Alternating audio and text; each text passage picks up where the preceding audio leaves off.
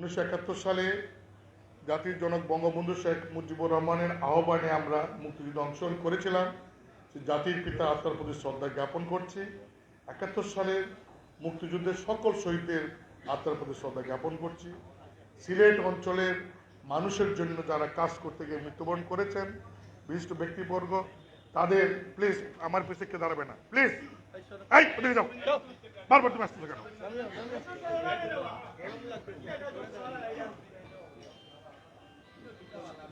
এই সিলেট আপনারা জানেন, বাংলাদেশের মধ্যে সিলেট একটা পণ্যভূমি। হজরত শাহজালাল সহ অনেক পুণ্যবান ব্যক্তি যারা আমাদের বুজুর্গ, তারা এখানে শায়িত আছেন। তাই আমি ওনাদেরকেও আজকে স্মরণ করি। প্রিয় ভাই বোনেরা, গত কয়েক বছর যাবৎ জাতীয় পার্টির সিলেট এবং মহানগরে বিভিন্ন কারণে সম্মেলন হয় নাই। বিভিন্ন কারণে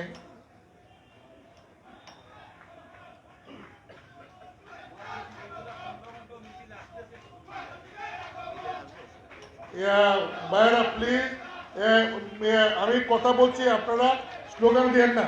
থ্যাংক ইউ। স্লোগান দিয়েন না, স্লোগান দিয়েন না, স্লোগান দিয়েন না, স্লোগান দিয়েন না, প্লিজ প্লিজ। আরে ভাই, খালেদ ভাই আমার পাশে আছে, দেখানি লাগবো না, পড়েন রাখেন প্লিজ, স্লোগান দিবেন না। খালেদ ভাই আমার কাছে আছে, দেখতেছি। ও খুশি হইলাম, বোক্কা।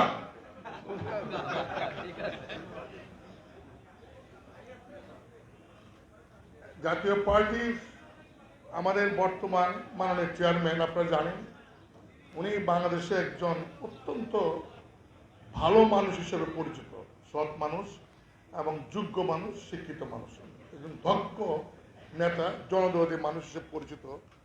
তিনি আমাকে বলেছেন যে জাতীয় পার্টি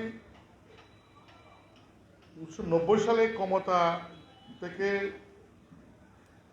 পদত্যাগ করার পর 91 সালে যে নির্বাচন হয়, সেই নির্বাচনে আমার মনে হয় যে এই যিনি শিশু নিয়ে আসছেন, ওনার মিটিংয়ে না থাকলে কি নয়, ওনার মিটিংয়ে না থাকলে চলবে, দরকার নেই, কারণ বাচ্চাটা অনেক কষ্ট পাবে গরমের মধ্যে, আপনি ওদিকে চলে যান। না না, বাচ্চাটা তো গরমের মধ্যে অনেক কষ্ট পাবে, আপনি ওদিকে চলে যান। তো ওই 91 সালের নির্বাচনে বৃহত্তর রংপুরের পরে বৃহত্তর সিলেটে আমরা সবচেয়ে বেশি আসন পেয়েছিলাম, এবং তখন সারা বাংলাদেশের সবাই আমরা বলতাম যে বৃহত্তর সিলেট আরেকটা রংপুর, সেকেন্ড রংপুর। কিন্তু বিগত কয়েকটা নির্বাচনে আমার মনে হয় আমাদের নিজস্ব সাংগঠনিক দুর্বলতার কারণে আমরা আশানুরূপ রেজাল্ট করতে পারি না। আমার জানা মতে সিলেট, গ্রেটার সিলেটে আমাদের এখনো অনেক কর্মী নেতা, অনেক শুভানুধ্যায়ী আছেন, আমরা তাদেরকে সংগঠিত করতে পারি না, তাদেরকে নিয়ে আমরা একটা ইউনাইটেডলি কাজ করতে পারি না। যার কারণে আমার মনে হয় যেভাবে দেশের মানুষ, জাতীয় পার্টির মানুষ আশা করেছিল সিলেটের প্রতি বিভিন্ন নির্বাচনে, সেই অনুরূপ আমরা আসন বা সফলতা আমরা পাই না। আমি ব্যক্তিগতভাবে মহাসচিব হওয়ার পর, আপনারা জানেন আমি মহাসচিব হওয়ার জন্য কোনো প্রার্থী ছিলাম না। আমাদের যোগ্য মহাসচিব ছিলেন জিয়াউদ্দিন বাবলু, তিনি ডাকসুর জিএস ছিলেন, খুবই একজন ভালো ব্যক্তি ছিলেন। তিনি হঠাৎ করে মারা যান, এবং সেই সিলেটে কিন্তু একটা নির্বাচনে অংশগ্রহণ করতে এসে তিনি কোভিড আক্রান্ত হন, তারপরে কিন্তু তিনি মারা যান, আল্লাহ তার ব্যস্ত করুন। তিনি মারা যাওয়ার ফলে আমাকে আমাদের চেয়ারম্যান মহাসচিব দায়িত্ব দিয়েছেন। আমি চিন্তা করে দেখলাম যে যে জায়গাটা আমাদের ফসল আছে, যে জায়গাটা আমাদের ফসল রোপণ করা আছে, সেই জায়গায় যদি শুধুমাত্র একটু একটু যদি আমরা টেক কেয়ার করতে পারি, যদি নেতাদেরকে, কর্মীদেরকে আমরা একটু সংগঠিত করতে পারি, একটু ঐক্য মতের মধ্যে আনতে পারি, তাহলে মনে আগামী নির্বাচনে আমরা যে যা চাই কাঙ্ক্ষিত ফলটা আমরা পাবো।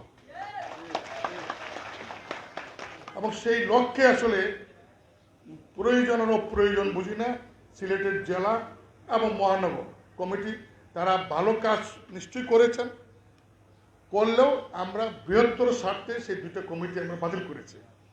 এবং আজকে আসলে সিলেটের যিনি দায়িত্বে আছেন তাজ রহমানকে আমি বলেছি যে আমি ব্যক্তিগতভাবে মহাসচিব হিসাবে সিলেট জেলার এবং মহানগরীর যারা কর্মী তাদের কাছ থেকে শুনতে চাই যে এই সিলেট জেলা এবং মহানগরীর সংগঠনকে শক্তিশালী করার জন্য কি করলে শক্তিশালী হবে। আমি তাদের মতামত জানতে চাই, তাদের কাছে শুনতে চাই, সেই লক্ষ্যে আসা। আমার সঙ্গে আমাদের কেন্দ্রে অনেক নেতৃবৃন্দ এসছেন, অনেক ভালো ভালো বক্তা। আমি তাদেরকে বলেছি কেউ আজকে তারা বক্তব্য দিবে না, বক্তব্য দিবেন আপনারা সারাদিন রাত্রে 8-9টা পর্যন্ত। যতক্ষণ পর্যন্ত বক্তব্য দেওয়ার ইচ্ছা আপনাদের বলবেন, আমার কিন্তু ধৈর্য আছে, আমার ধৈর্য আছে। আমি 8টা পার্লামেন্টে নির্বাচন করছি, 5টায় পাস করছি, 3টায় 500,000 ভোটে ফেল করছি। কার সাথে? নৌকা দানেশের সাথে, নট মহাজুর। আমি আমার এলাকার লোক আছেন, রিক্সা চালাই না, আছে মেলা মানুষ জিজ্ঞাসা করে। আমার ধৈর্য আছে, কাজে আমি আসছি একমাত্র আপনাদের কর্মীদের কথা শোনার জন্য, নেতৃবৃন্দের কথা শোনার জন্য। সবার এখানে বড় নেতা বক্তব্য রাখবে নো, যে কোনো কর্মী কথা বলতে চান আপনার কথা বলতে পারবেন, কোনো রকম ভেদাভেদ নাই, কোনো আইডেন্টিটি প্রয়োজন নাই। জাতীয় পার্টি করেন, আপনি কর্মী, ওকে, আপনি কি বলতে চান আপনি বলেন। আপনাদের উপদেশটা শুনতে চাই, আপনাদের উপদেশ শোনার পরে যদি সময় থাকে আমাদের কেন্দ্রে তারা বক্তব্য রাখবেন, ঠিক আছে?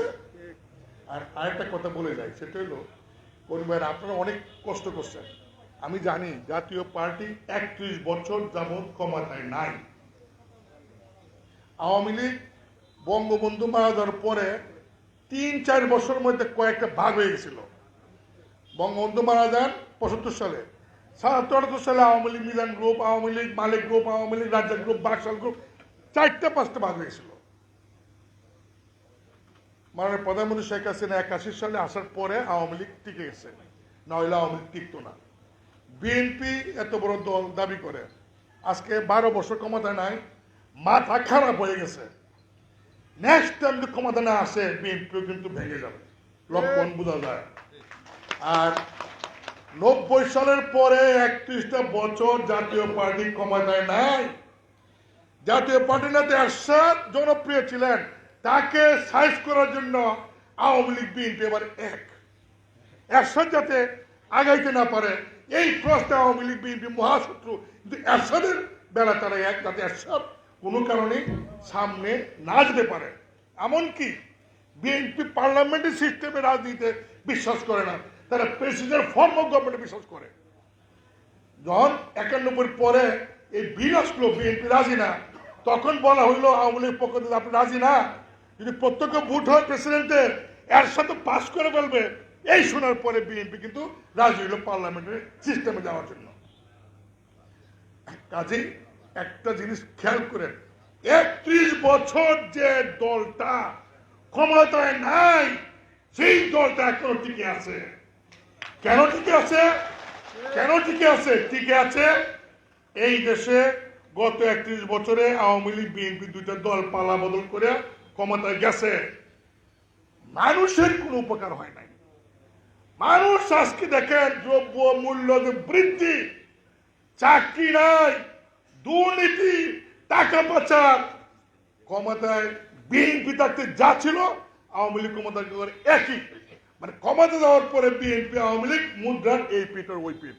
মানুষ এখন চাইতেছে, দেশের মানুষ, যে বিএনপি আওয়ামী লীগ তোমাদেরকে দেখছি আর না, আমরা এখন চাই, কাকে চাই সামনে? আওয়ামী লীগ বিএনপির পরে দেশব্যাপী সংগঠনের একমাত্র জাতীয় পার্টি আছে। চুপ চুপ, নষ্ট কেন বেড়া, ওই রাস্তার মধ্যে গেলে বেড়া খুঁজে পাওয়া যায় না, বেড়া রাখা স্লোগান, এখানে স্লোগান মারেন। রাস্তা যখন আন্দোলন করতে যাবো পুলিশ বাড়ি দিবে, তখন দিয়ে দৌড় মারছে আগে। No slogan please. আমি এখানে আসছি, কোন স্লোগান দেন, স্লোগান দিয়ে আমার কথাটাই আরেক দিকে নিয়ে দিচ্ছে, তুমি এদিকে যাও, স্লোগান দেবে না।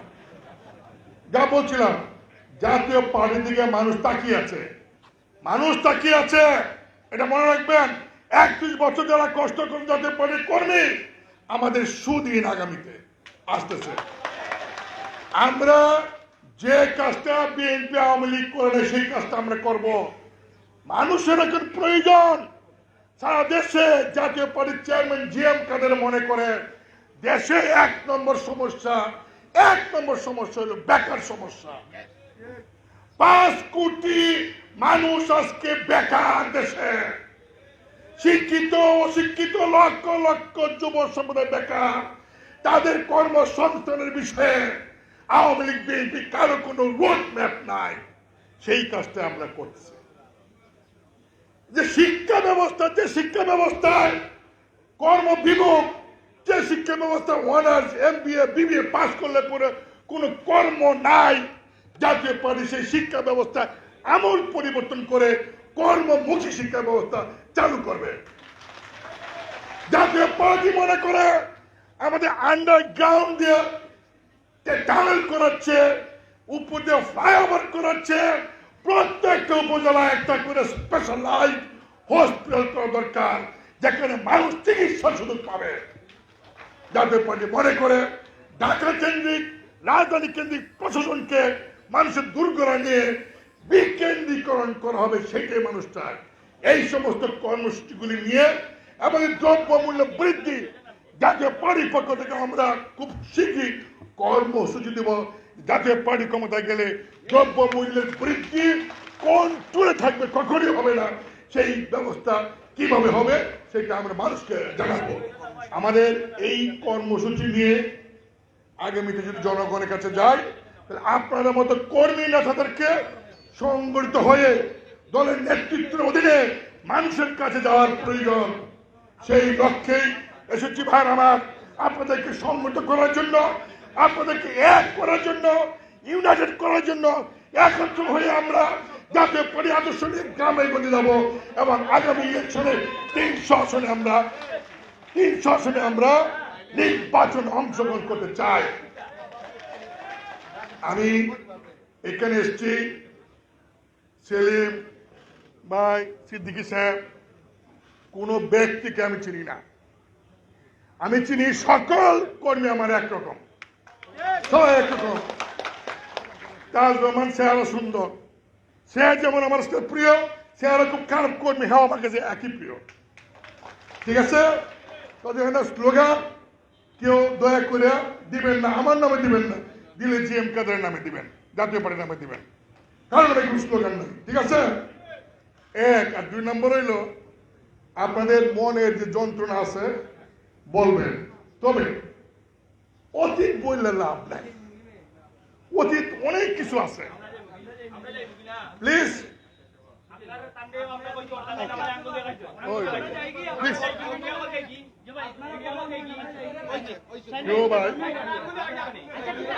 আচ্ছা প্লিজ, আচ্ছা প্রেস প্লিজ, আমি বলছি প্রেসদেরকে একটু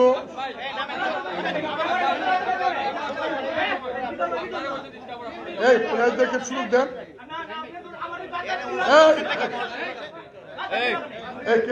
তুমি শোনো,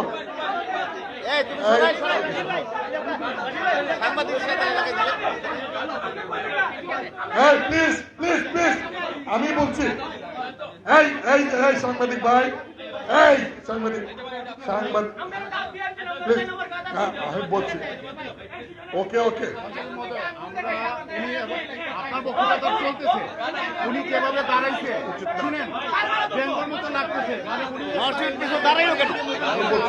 আমরা এটার জন্য বলছি উনাকে শোনার জন্য, উনি এসে আমাদেরকে